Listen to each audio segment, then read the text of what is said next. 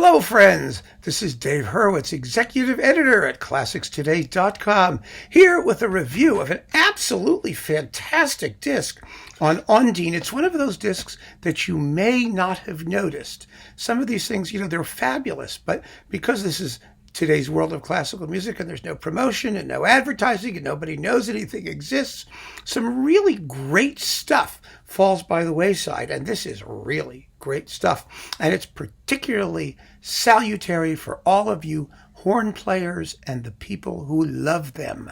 And who does not love the horn? It contains one of the legends of the horn repertoire, Schumann's Konzertstück for Four Horns and Orchestra. Wow, what a piece of music. Also, you get Schumann's Adagio and Allegro and the Saint-Saëns Morceau de Concert for horn and orchestra. And finally, the Gliere horn concerto. Now, we haven't got recordings of these things in ages, and they are stellar works. They really are, especially for horn fanciers. They're amazing. The solo horn is Markus Maskuniitty. I don't even know if I pronounced that right.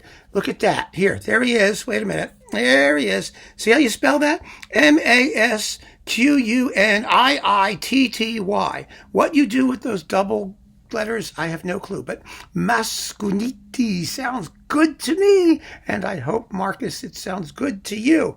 And he is the principal horn with the Royal Stockholm Philharmonic Orchestra under Sakari Oramo. Now, if you have heard their Nielsen cycle that was on BIS, you know that the Royal Stockholm Philharmonic Orchestra is one hell of a good orchestra. They are really, really terrific. And they have a banging horn section. Now, the classic performance of the Schumann was Daniel Barenboim with the Chicago Symphony. That horn section was just amazing. And I wish that Manfred Honeck and the Pittsburgh Symphony would have a go at it. I'll bet that would be something too, wouldn't it? But boy, oh boy, do these guys play.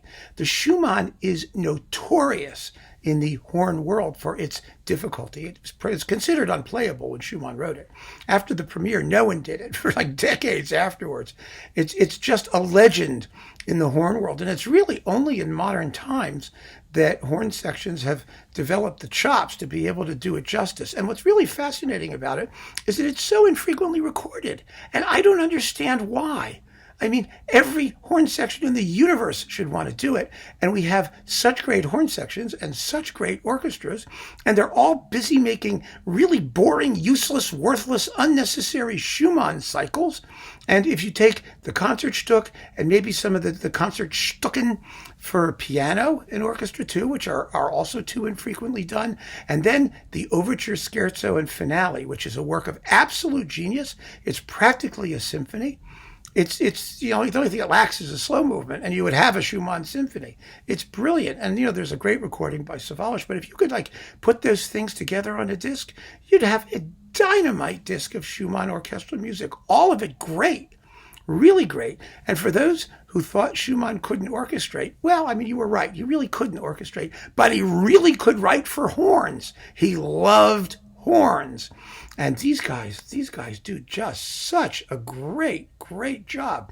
And also the Adagio and Allegro is fascinating. This was for horn and piano, but here it's orchestrated by no less than Ernest Ansermet, which is really cool. And it's also a great piece. He wrote it just before he wrote the Konzertstück for four horns. The Saint-Saëns is a classic horn piece, also very infrequently recorded, because where do you put it?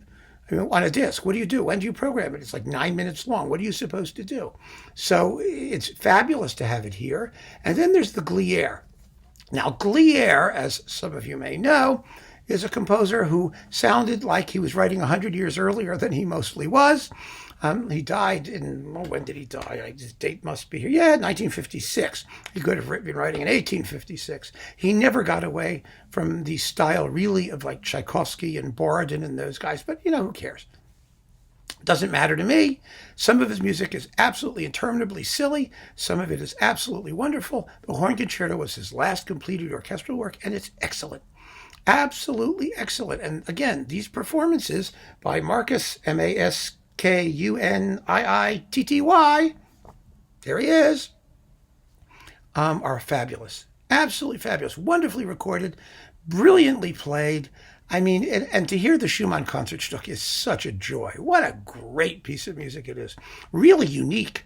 A very, very unique piece. Who writes solo pieces for a quartet of horns? I mean, it just doesn't happen. And so this is one of the absolutely outstanding works of genius of Schumann's orchestral output and of the Romantic period more generally. Again, it's on Ondine, and you really have to hear it. And if you're a Classics Today Insider subscriber, I've got a sound clip of the opening of the Konzertstück for you to sample. So that's a good reason to sign up, isn't it? I mean, don't you think? But do get this, one way or another. Get this fantastic Ondine recording of music for horn and orchestra.